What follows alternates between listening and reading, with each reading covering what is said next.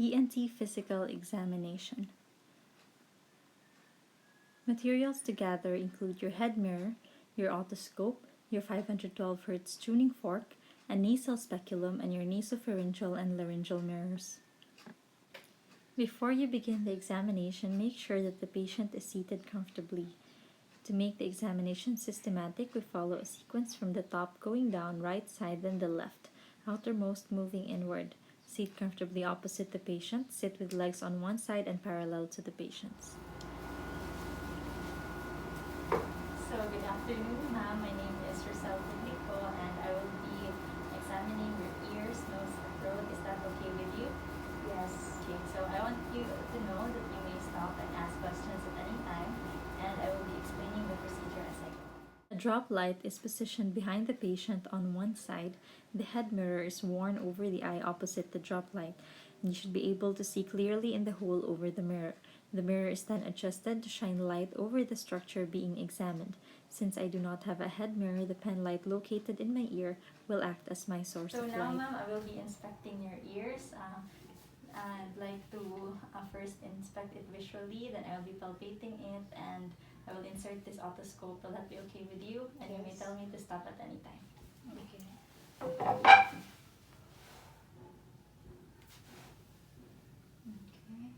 So tell me if you feel any pain or tenderness. Here, here. Okay. So I will be inserting this otoscope inside your ear. Doing otoscopy, hold your otoscope like a pen or hammer. Remember to anchor a finger or two on the patient's cheek to prevent the otoscope from being pushed further inside and hurting the patient in case he moves.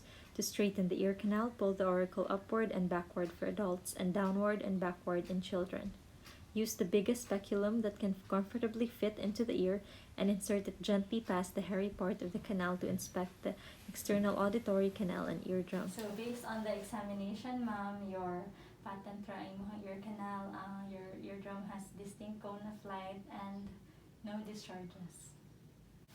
So next, I will be testing your hearing, ma'am. I want you to tell me if you feel the vibrations on both sides or if you feel it more on one side. Okay.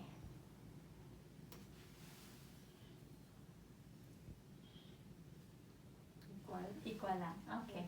And next, I will be placing this near the bone of your mastoid process in your ear. And then you will tell me when you stop hearing the vibration. So I will transfer it near your ear, and then you will tell me if you still hear it when I place it near your ear. Okay.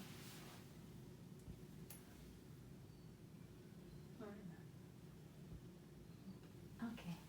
So, negative for both Weber and Rene. So now I will be inspecting your nose, ma'am. You may tell me to stop at any time. Okay. And then I will be palpating. Tell me if you feel any pain or tenderness. How about here? Here. Okay.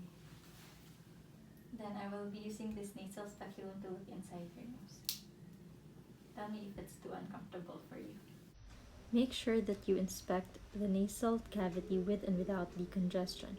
Hold the nasal speculum with your dominant hand and insert it with the blade closed into one nostril and spread open once inside. Brace your index finger on patient's nose to prevent the speculum from being pushed further inside and hurting the patient. Use your other hand to adjust the patient's head. Identify the nasal septum, inferior meatus turbinate, middle meatus, and turbinate. Withdraw the speculum with the blades partially open to prevent pulling out of the nasal vibrissae. So for the inspection of your nose, ma'am, no abnormalities, no tenderness upon palpation, no step-off deformities, midline nasal septum, and no masses and no discharges. So next, ma'am, I will be inspecting your oral cavity. So I will be using this tongue depressor.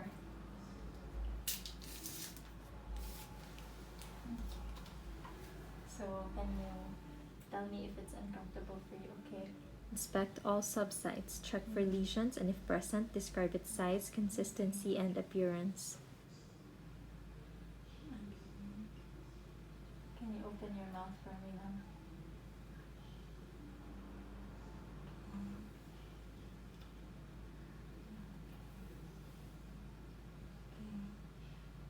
Open and then say Mm. okay. And then take out your tongue.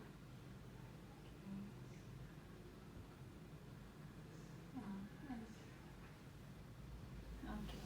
So I see no masses, no ulcers, and no lesions, ma'am. And your tongue is symmetric upon protrusion. So next, ma'am, I will be inspecting again your mouth, but I will be inserting a mirror to check your posterior pharynx. Will that be okay? Please tell me if it's uncomfortable for you. Okay. So since a mirror was not available, the chopstick serves as a nasopharyngeal mirror. The left hand is used to depress the patient's tongue with a tongue depressor. The right hand introduces a pre-warmed nasopharyngeal mirror face up over the tongue depressor and past the uvula to visualize the nasopharynx. It is important to warm the mirror against the cheek or lamp to prevent it from fogging. As much as possible, try not to touch the pharynx to avoid stimulating the gag reflex. Also ask the patient to breathe normally through his nose. I see no abnormalities, no lesions, and no masses in your posterior pharynx. So this time, I will be inspecting your larynx and your vocal cord. I want you to take out your tongue now, and I will be holding it with this tissue. Will that be okay with you? I will be inserting a mirror inside. Okay, so please put out your tongue now. Okay.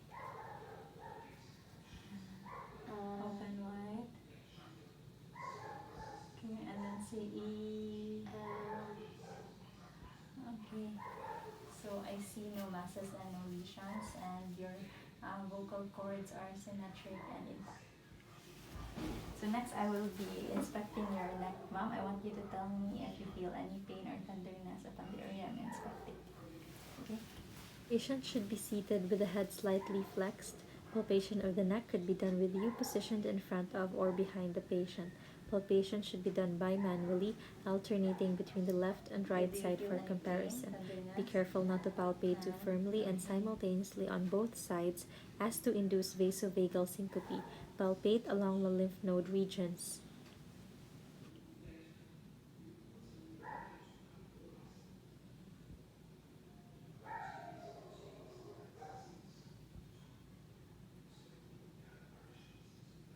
So now I will be palpating for your thyroid gland, ma'am.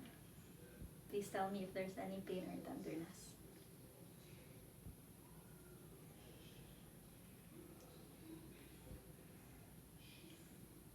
Okay, then please swallow for me.